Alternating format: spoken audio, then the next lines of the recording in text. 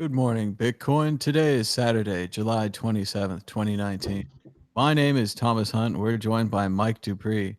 The price of Bitcoin is 9,472, down about 4% on the day, with a high of 10,189 and a low of 9,405.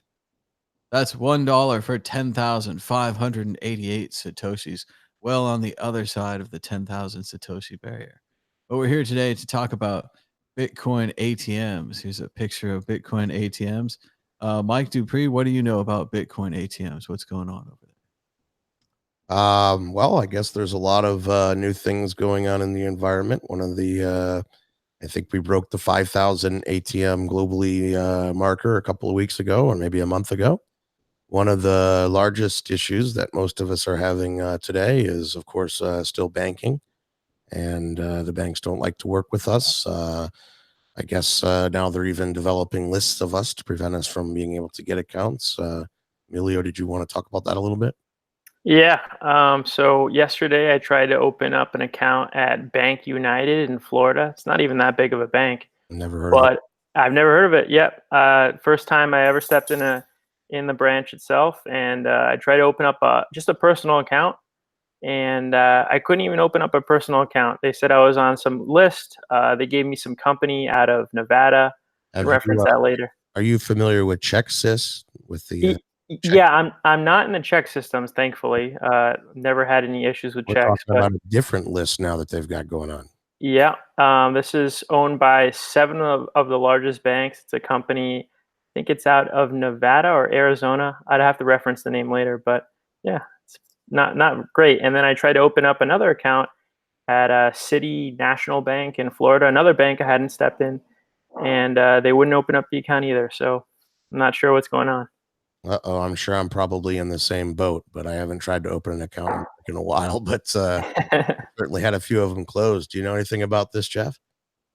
Yeah, I have heard, many banks, the moment they find you're involved in cryptocurrency, that's right up there with, they view it as even if pornography or any of the moral vices thing that they have. But there's actually, it's all regulated by the Office of the Comptroller of the Currency. That's where banks get the regulation from. And there exists a list of what you can't do, and cryptocurrency is probably on that list. And I know also with a lot of the banks that it's not even necessarily that cryptocurrency is illegal or that you're not allowed to do it, but just that because of the inevitable high risk involved around it, that they just make a kind of an economical decision to say it's not worth figuring out how to work with these clients. It's easier just to say there's such a small percentage of our business anyways. It's easier just to say, let's just blanketly ban them all. Yeah, you might be right there, but the thing is, I think as the currency destabilizes, and I think we're going to be entering that period of destabilization very soon, I think we're going to see a lot more people coming to crypto, and it's going to get very interesting. I agree. Emilio, you have any comments? Yeah, I mean, I also run regular ATMs, and banks also don't like regular ATMs, and those have been around for what, like 25 years? So, I mean, yeah, I just don't know. I mean, regular ATMs are easier to deal with than Bitcoin ATMs, obviously, but just both two pretty hard industries to get involved with banks. You have a very big difference, though, obviously, because with the traditional bank ATM, obviously, it's tied into this bank card that identifies you, where your bank already has all your KYC and that sort of stuff. So with a Bitcoin ATM, we got a little bit of a difference there. So they should be slightly more comfortable, I think. But I think Yeah, just cash that the banks are tired of at this point. yeah, they really don't like the cash, and that really surprises me. I found the other day we were in Germany for a conference, and in Germany, literally everybody took only cash. I couldn't use my credit card almost anywhere. Everybody's like, "Yep, we have an ATM out front. Go get some cash." We don't take credit cards, and it's the opposite. I'm in Barcelona, Spain right now. It's the absolute opposite here. In Spain, you can pay for a €1 coffee with your contactless card, and everybody takes them. They want cash out of the streets in Spain. Yeah, Japan is the same way. When I was there, everybody was only taking cash. In Um, In Japan. In Japan, yeah.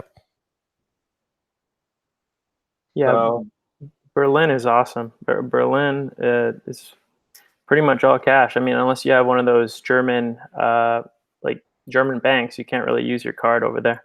I had hoped that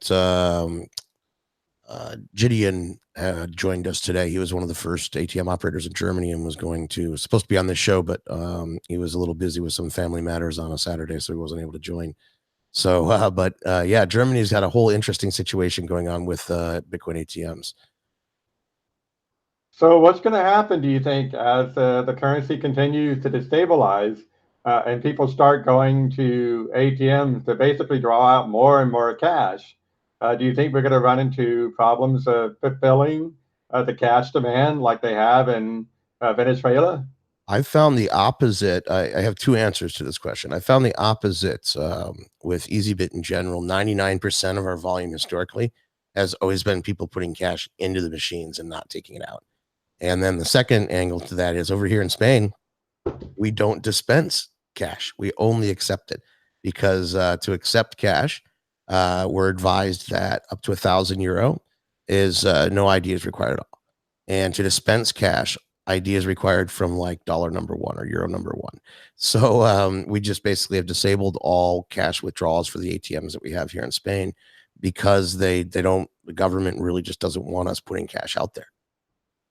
Interesting. Well, what you mentioned KYC AML, there's a lot of hack attacks going out there. So what steps are being taken to protect by these Bitcoin ATM operators to make sure that the information is kept really, really secure? Because, I mean, anybody can put up one of these ATMs, right?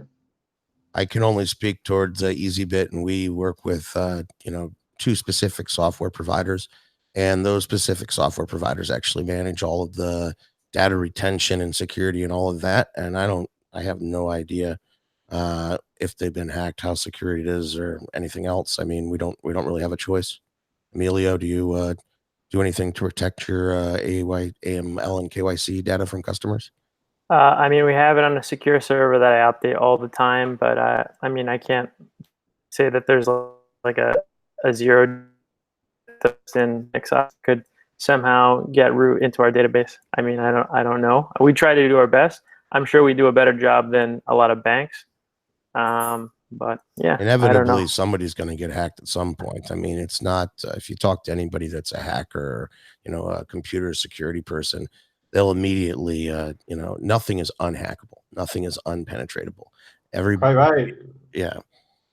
There was an ICO that happened late last year where the server was basically completely unprotected, and some hackers got away with like about 4 gigabytes, 5 gigabytes or something of just KYC AML data, photos, social security cards, passports, driver's licenses. It's a lot of very tempting information to hack. I mean, we saw this from MtGox and from Bitstamp and from Bitcoin Talk. Maybe didn't have as much sensitive data, but we saw a lot of database leaks or a lot of hacks over the last few years. And especially, I mean, for anybody listening to make sure, you might think that Bitcoin Talk, so what if it gets hacked? But if you use the same password there that you do for other of your Bitcoin things, you might be in a lot of trouble. So any type of a data leak or a hack can have substantial and significant impacts that are broader than just the website that's been hacked. So, I mean, yeah, I think it's a really important issue, and who should be in charge of protecting this data, I don't know. But definitely, It shouldn't be my job.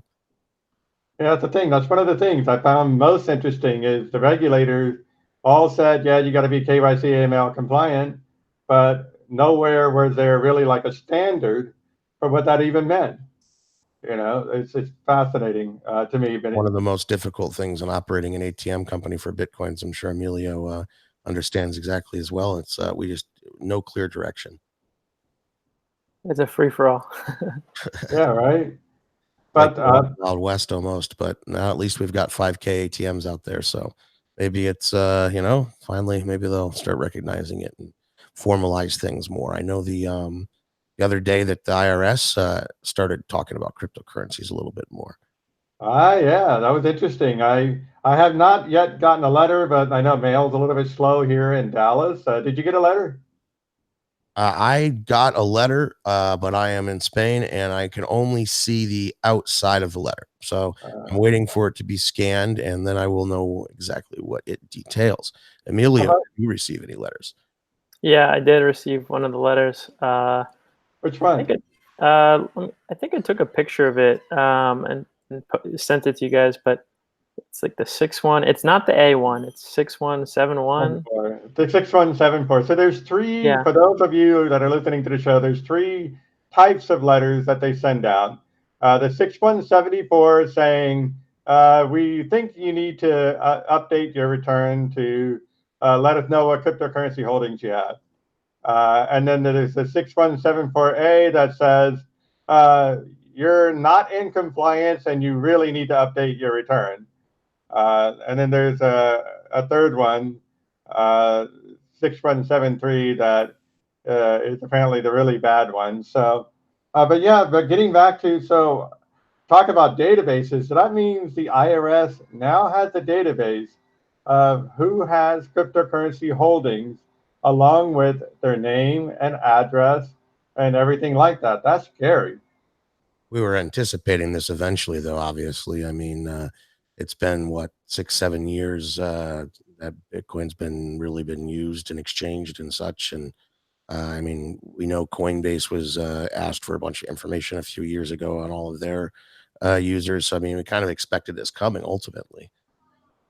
Yeah, there was a lot of warning that this is coming, but still, I think it's fascinating that just comes just on the heels of Donald Trump saying that and Mnuchin saying that we got to regulate this. And so here they are. I think they're starting with their heavy hand of regulation using the IRS. It's going to be So, complex because I mean, even when I look at my crypto holdings and such, there is a lot of trades and transactions and confusion, and none of this is simple. no, that's the thing. I mean, for a lot of us, like, for example, I use it purely for remittance, right? Um, but now I got to go back through every one of these transactions and figure out if I made $1.10 or I lost $1.10 on that transaction. Exactly. And some of these exchanges, like I'd say probably half the exchanges that I've worked with over the last 7 or 8 years don't even exist anymore. So Right. yeah, you don't even, yeah. Yeah, that's the thing. I mean, I use primarily Coinbase and Gemini, but I use some of these other upstart ones that are now gone. Um, so it's These going to be days, really hard to compute. these days it's a lot better, but I mean, if we're looking at stuff from, 4, 5, 6 years ago, a lot of these exchanges were, I mean, some of them were just hacked together, piles of shit. It was not, they weren't doing any good record keeping or profit tracking or any of that kind of stuff. And a lot of them don't exist anymore. No, I'm still reminded of Mark's Corpella's MtGox, right? His post going, "How do I do this?" Exactly. The guys running Magic the Gathering exchanges are the ones that we have to go ask for our tax records now for the IRS. I don't know what Magic the Gathering deck is there. Yeah, right. But that's the thing. I mean, also, it's very interesting that the IRS still has not updated their rules about how to treat different types of cryptocurrency transactions. It's still treated as property, I think, right? Wasn't that the guy? Well, that's the primary thing. But consider airdrops, right? If you were airdropped a coin, is that now a taxable transaction? Because it should be. And Is it a gift? Coinbase Is it a gift? 5 Bitcoins, I think, when I signed up back in 2012 or something like that. And so, yeah, exactly. So is that now $20,000 or $200,000 or something? What do I? Yeah, Well, it's the airdrop. So if you hold Ethereum, right, there has been a lot of different airdrops for Ethereum holders where they tried to introduce a new currency. And according to the accountants in America, they say that the tax accountants, they say that airdrop should be considered as and taxable as a gift in the year that you receive it. so That's what they say. I mean that sounds the advantage of that, I guess, would be that most people are worthless when they're initially airdropped. Right. So let's say like any one of these. Sorry, that's my kid coming in there. Hey, I Saturday. understand his pain. He's mad about the IRS already. Yeah, right. Definitely mad about the IRS. So, but yeah. So long story short, I mean, there's a lot of these different types of taxable situations that we're not quite sure how it's going to be treated. And especially And like airdrop specifically, people didn't even necessarily agree to be airdropped. So I exactly. have a tax liability for something that you didn't even know you had and you didn't want, and this and that. There's plenty of people that have taken, to the cold storage approach and stuck it in a vault. They don't even know what the address is.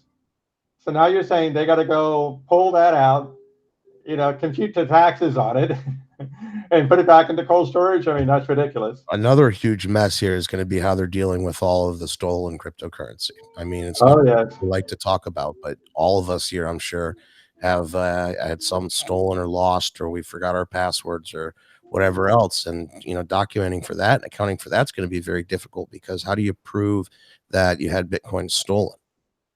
Yeah, exactly. I mean, that's going to be another. There's a lot of holes in this whole thing, and the IRS has not issued any new guidance. And then now they're asking for all these records about what cryptocurrencies you have, and it's a mess. It's an absolute mess. Well, one of the advantages, at least for the government, is we have a nice, clear, decentralized public ledger that we can go and spend billions of dollars going through and figuring out who owes 10 cents from this transaction and 10 cents. Right. Exactly. What do you think over there, Amelia? Oh man, I think this is too funny. I've had so much Bitcoin that's been stolen. BTCE, MtGox, Can't BX. I mean, there's so many exchanges that don't even exist. How am I gonna know how much Bitcoin I bought or how much I sold? And is it the day that you realize the exchange doesn't exist anymore, or the day you realized you forgot your password, or is it the day that you bought the bit? It just gets really complicated. Yeah, this is gonna be a nightmare. I think it would take me years to figure it out, and I probably wouldn't be accurate. Yeah, it's almost impossible just because of the obfuscation a little bit. There's just so much transactions and so much stuff. It's just almost impossible to calculate. Yeah. Well, so if you're looking for an exciting career in cryptocurrency, might I suggest, taxation of cryptocurrency? That could be. Yeah. That's what the real is going to be in all this, is the tax lawyers. Oh my God. It's insane. So what are you planning to do? Your letters were basically the ones that were just kind of asking information. They weren't really demanding. They weren't accusing. What's your intended reply, or your intended course of action here? Emilio?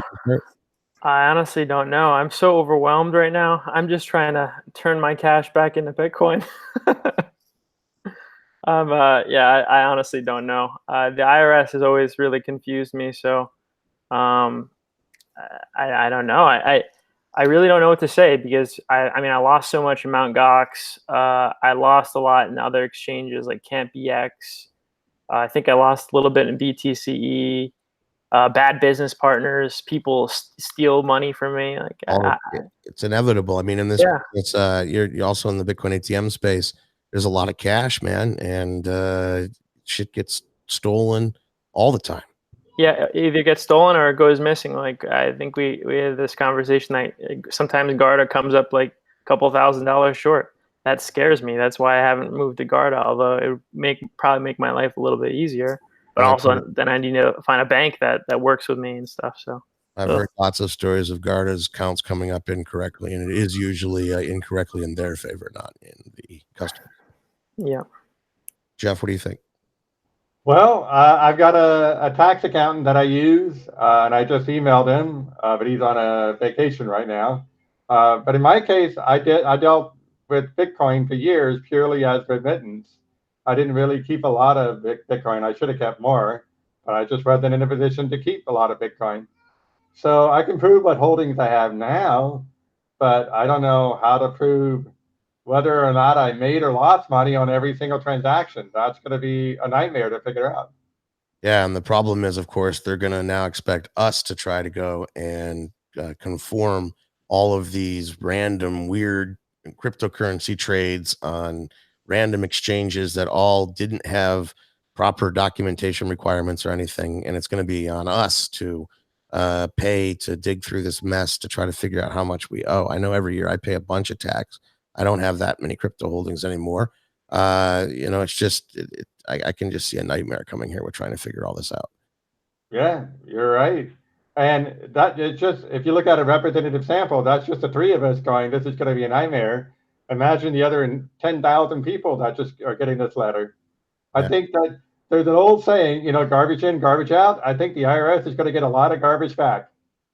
Yeah, well, I just don't even see how they're going to. I mean, I guess they're going to leave it to us to prove it. So we're going to have to go through and audit our own records and try to dig up files from exchanges that don't exist anymore and all this kind of. It's just, and I mean, also, how do you prove that you lost a password? So I mean, how do I like? I've got lots of bitcoins and I've got lots of other currencies where when I got them, they were basically worthless. I put some stupid little password on there, and I don't even know the password or if it's gotten stolen or what. How do you prove that? Yeah, that's the thing. I know a guy. He still has the wallet, but he has over $100,000 worth of Litecoins in the wallet, and he had no idea that was like his first buy of crypto, and he had no idea what the password is. So that's a great question. Is that a valid holding? I mean, someday he could figure out the password, right? This is But reminds me of a friend of mine at Anarchapulco. We were all sitting around at like 3 in the morning, and we'd all had a bunch to drink and stuff. And Elena, one of the girls that's from the Trezor Project, was there, and she was recommending to my friend, "Hey, why don't you put?" She gave him a Trezor. He put 50 Bitcoin on there. She says, "Here, you got to add this extra password." So he says, "Okay, great." We're all completely shit faced, and Oh so no. he puts the password on there. And of course, 2 weeks later, we're in Puerto Rico, and we were trying to buy a little island in Puerto Rico. And he was trying to get that 50 Bitcoin off there, and he couldn't remember the password. So we know that the Bitcoin's on there, and we know it exists, and we got the transaction ID proving that it was transferred. But, how did we prove that he was too drunk to remember his password when he said it? oh my God, That's a painful. nightmare. But yeah, there's lots of people I think that have crypto. I personally have some Storj coin that I can't remember the password to, and it's a quite significant amount of it. So how does that work? And how do I prove that I don't know the password? So I guess it comes down to everybody can just say I forgot all my passwords. All right. I mean, there's what, 5 million Bitcoins that are probably burnt or, just gone, right? I think even more than that. I mean, yeah, we've got at least 1 million that Satoshi claims to have destroyed the keys to. And then I spoke with Yoshi Gatto from Bitmain about this a few times, that we estimate 30, 35, maybe even 40% of all Bitcoin are lost or Crazy. burnt, or either intentionally or unintentionally. What do you think, Emilio? Yeah, I definitely agree. I mean, I could see even more. I mean, it's inevitable that as time goes on, more and more Bitcoin are going to get lost, or people are just going to make stupid mistakes. It's just how people are. It's a shame, but I mean, it's how life works. It's also very heavily front loaded because in the beginning, when you had 500 Bitcoins in your wallet, it was only whatever dollars or something. Nobody really, I think a lot of Bitcoin got lost then because nobody really cared. Yeah, exactly. Yeah, What do you guys, they what do you guys do with these losses? So like for MtGox, I put that on my Schedule C a couple of years ago and claimed it as a loss at the Bitcoin price that Gox claimed, which was like, I think $300 a Bitcoin or something, as opposed to what I actually should have been worth. Yeah, I didn't even put it on my tax returns. I was so depressed. I think I was depressed for a good 2 years after that. Yeah, I didn't do anything with it. I mean, I'm probably going to have to put it on my tax returns eventually. I don't think there's a limit to when I can put it on my tax returns, but something I'll have to take into account when I send them that a response back to the IRS. I'm not sure how long you have to do it, but I talked to a tax lawyer back, a few years ago because I had some gains that year. So I wanted to offset the gains with the losses from Gox. So that's the only reason I put it on there. Yeah, that's smart. I probably do that this year because I'm expanding the ATMs, and That'll be a good to counteract all the gains. Jeff, what did you do with your MtGox losses? Did you write them off in any capacity? Yeah, I wasn't on Gox, but I was on the other one. I forget the name of the exchange now, even. But there was an exchange I was on. I lost the equivalent of like 100 bitcoins at the time, which was only like a few $1,000. But I did claim it at the loss on my tax return to offset the income I had that year. I think that the loss, it doesn't matter what year you put it on your tax return. I think the value is still the value at the time of the loss. Yeah, that's right. And it's the Solid, Real Solid, his exchange. Remember him? Oh, that was a long time ago. Yeah, I was on there. Wow. Yeah, I mean, I don't even have the records to my Coinbase. They closed my Coinbase account in 2014. So as well, yeah. Oh man. Well, yeah. I mean, I mean, don't they have some kind of obligation to give you the transaction records if you ask for it? I think that actually probably. after Coinbase closed my account that I can still log in. They just don't let me trade because I still had some dust in there, like some Satoshis. And when Bitcoin went up to like 25 grand, I tried to get it back because it was like, 0.1 Bitcoin or something. So I was able to log in and withdraw, but I wasn't able to trade or anything like that. And it said real clearly that my account was locked or frozen or something like that. Well, all right. I guess I'll try to log back in. For some reason, I thought I couldn't log in. This was years ago that I last tried, so I'm not sure, a year ago or 2 years ago. But yeah, for Coinbase though, I used them a long time. But in some of my early trading, we had a robot network, and we were trading on a dozen exchanges automatically in different countries. And fuck if I know what exactly the. I'm pretty sure we lost money on all of it, but it's so difficult to calculate exactly what the profits would be on each of those trades between exchanges that weren't regulated and don't exist anymore.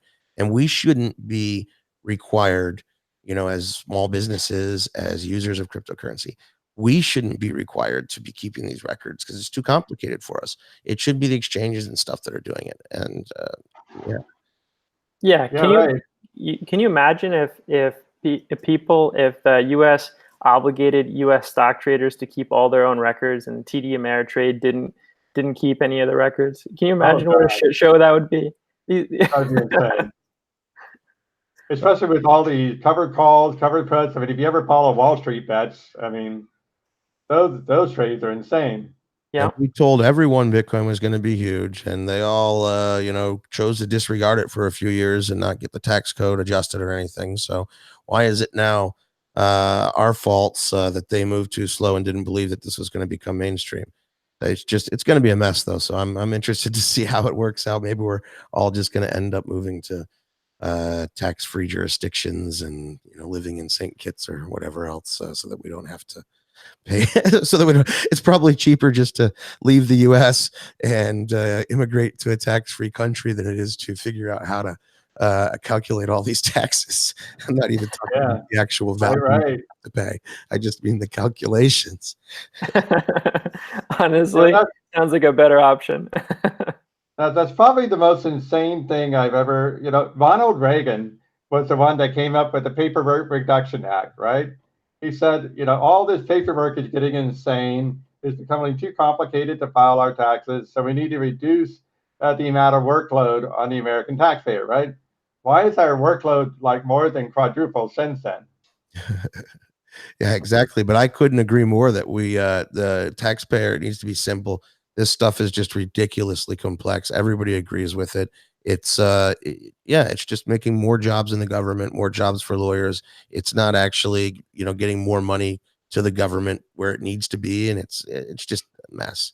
Too complex. Which is the next thing. Why are they chasing small dollars? These 10,000 people probably don't have a lot of money to begin with, right? Why aren't they chasing the large global transnational corporations? They're the ones moving the money around in these illegal tax schemes and hiding it. This is the issue with like owning a small ATM company like Amelia and I do, where it's HSBC gets fined $2 billion, and that's normal business practices because they weren't doing their anti-money laundering correctly. And then you look at our companies and we're spending, I don't know about Amelia, but I probably spend 30-40% of all of our profit on lawyers and compliance and accounting and all this nonsense. It's overburdening. It shouldn't be. It shouldn't really fall on the small businesses to do the government's job. Which kind of leads to one of the next questions, because y'all are now participating in the trading in a sense, right, with buys and sells. So what happens when those consumers go to you looking for reports?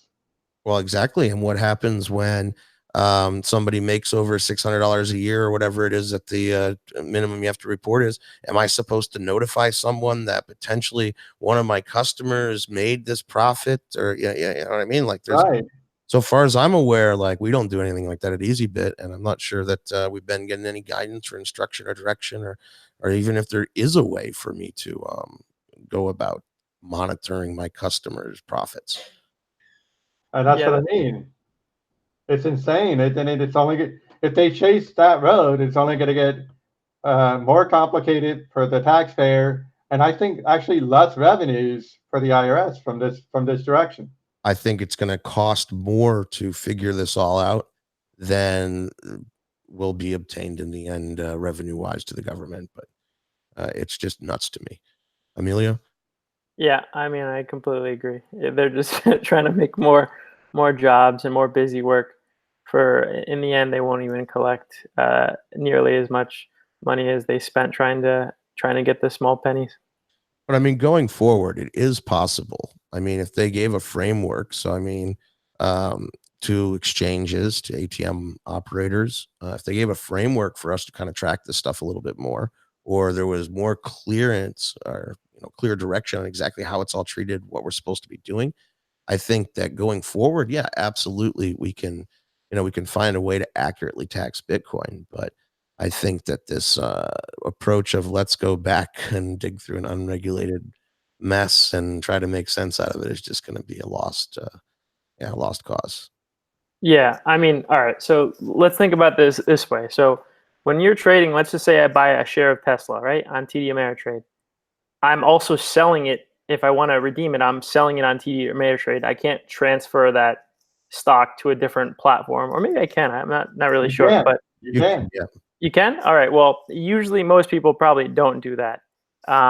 So for us, if someone is buying Bitcoin from us, they're probably not going to sell it with us. If they're going to sell it, they might sell it for cash. They might redeem it for goods or services, or they might just sell it on Coinbase in 5 years or 2 years or whatever. or they could sell it in Nigeria on an unregulated, unlicensed exchange that we can't verify anything did or didn't happen on. Right. Exactly. Yeah. Yeah, that's the So difference it's between much more stock and difficult. crypto. Yeah. Sorry, go ahead, Emilio. Oh no. I was finished there, but basically, yeah, it's super difficult because I mean they're probably not going to sell the Bitcoin with us, so it's hard for us to. We can track what price they bought it at, but we really don't know what they actually redeemed it at. If they redeemed it at a loss or a gain. Are any of these exchanges now? So I get from Fidelity every year. I don't know what it's called. It's a tax form from them that says what I made, lost, and how many fees I paid them. Are any of the exchanges issuing these? Have you guys gotten from Kraken or Coinbase or any of the large exchanges? Have you gotten? You know what I'm talking about? I can't remember what the form's called, but you get it. I think around January or What was it, like the 1099-C I got from TD Ameritrade? I exactly think, is it something like that. 1099-C? Yeah, And yeah. it basically says how many commissions I paid to them, and it says what my net profits were or net losses were. Usually losses in my trading cases because I buy high, sell low mentality. But is any Coinbase or any of the Bitcoin people, is anybody doing one of these yet? No, I've only gotten one actually from an exchange in Japan, because they are required to issue a report like that. But the U.S. exchanges currently do not issue any kind of a P&L. They don't. Yeah, I mean, they eventually should be required to, but I mean, that's not our. Yeah. Yeah, and I think that's going to have to be the next step. And I think so. Perhaps what we should do as traders is start asking Coinbase and Gemini to start setting up a framework like this, so that we can be more in compliance with the IRS. Why can't the IRS get this figured out? Don't they have enough money already? Like, we've already got enough on our table. I think that they need to have a standardized format where they go to the, like, isn't ultimately why we have this government for helping in consumer protection and stuff. Shouldn't we have, them making sure that the records are kept straight and everything for us? I shouldn't have to go to 10 different exchanges and 10 different formats that are charging and calculating fees in different ways and selling Bitcoins at different prices. It's yeah. Yeah, you're right. That is insane too. Well, I don't have an easy answer to this equation, but I do know, the U.S. government is currently losing 1.2 trillion a year. So it's just a matter of time before that explodes. I think they're the only ones that are better at losing money than me. Right. Other thing is you got to remember, like in Emilio, my businesses, transaction fees are huge and very variable. So, I mean, like even accounting for all of that in the proper way is difficult because those are all technical losses or what, it's very complicated. Yeah, it's a nightmare. I mean, we price them differently in different locations, so yeah, it's gonna be You can have two a hell of a mess. going on at the same time with two different prices and two different currencies, with two different exchanges, maybe even trading in the back end. Yeah, exactly. Yeah, I mean, we try to keep it simple by just selling Bitcoin right now, but even then, it's different prices at different times, and We it's gonna also be sell Bitcoin on EasyBits ATMs right now. yeah. With the other ones, we just found that maybe 1% of our customers actually wanted it, and 5% of our customers accidentally bought the other coins, and we'd have to, manually help these guys transfer them back into Bitcoin or whatever they wanted. It was just more of a mess than it was really a benefit to anyone. Yeah, I agree. I tried Litecoin and what was it? Litecoin and Bitcoin Cash. I didn't go as far as to do XRP because that's just awful. The Bitcoin Cash is just too tricky, man. Like just Bitcoin and Bitcoin Cash nomenclature is just too confusing for my customers. Yeah, people were super confused. They were Once I have cash, I want Bitcoin. yeah. Yeah, you talk about people losing Bitcoins. I mean, think about all the people that bought Bitcoin Cash and sent it to a Bitcoin address. Well, I know personally, I haven't even figured out. I've got a mess of wallets all over the fucking place from all these ATMs and stuff. And I haven't even gone back and figured out how to get my Bitcoin Cash and my Bitcoin Gold and whatever out of there. So does that mean I don't have it, or does that mean I've lost money because it went down? Yeah. Good point. Good point. You can claim it as a loss, right? Yeah, did I have to remember my password to claim it as, as a loss? I have to remember the Bitcoin password to export to Bitcoin Cash so that I could claim that I lost money on it this year over last year when I unfortunately earned it without asking for it. Yeah, exactly. So I mean, this is going back to the IRS doesn't have any clear guidance on how all this works, So and here they're technically asking with us to Bitcoin comply. Cash, all of us Bitcoin holders got some of it, even though none of us asked for it. And last year it was double or triple what it is this year. So last year, did we not all make money that we should Yeah, have reported on Bitcoin Cash? And then this exactly. year we're supposed to like depreciate that asset or something as it devalues, or like what do you? This is nuts. So I mean, You're exactly right. if we really wanted to, or the government really wanted to just screw us all, they could just go and create 10,000 extra side chains of Bitcoin or whatever, and airdrop everybody 10,000 different coins, all at different values, and none of us would be able to properly fill out our taxes. Hey, there's an idea. Just fuck the whole system. Well, no, I think it's that we would lose. I think at the end of the day, it's us that are, as investors or as business operators in the space, that are going to have to figure this out and prove what we made and what we lost, and go through a very intensive, difficult process to do this. I don't think it's going to be easy. It's not going to be simple, and I don't even think it's necessary. But I mean, how we change the tax system, reform the tax system, is a whole different conversation. Yeah, that's the thing. I mean, so I think there's going to be a great deal of confusion that the IRS just interjected into this whole conversation. So it's another one of those freakonomic things. The IRS had an idea that they're going to raise revenue with this, and all that's going to happen is they're just going to end up shooting themselves in the foot. Yeah, I couldn't agree more. I think that the what they're going to end up having to do here is just find some kind of clear way to actually tax everything. But it's way too complicated right now. But yeah, they're just going to end up paying more money than they're actually making and shooting themselves in the foot by trying to dig up all this stuff that's happened. Because even us right in the middle of it, I mean, I'm sure like Emilio and I for our businesses, we're pretty on top of exactly, you know, what those trades profited, because that's actually pretty simple to prove and this kind of stuff. But I mean, a lot of the speculation, these airdrops, especially people that didn't want something that they now have, it makes it very, very, very interesting. So yeah, I agree with Jeff's earlier comment that hey, if you're looking for a job, go study tax law, cryptocurrency. Right. Yeah, that's the thing. If somebody maybe smarter than all of us can figure this out and make a neat little website around it, they'll probably make a lot of money.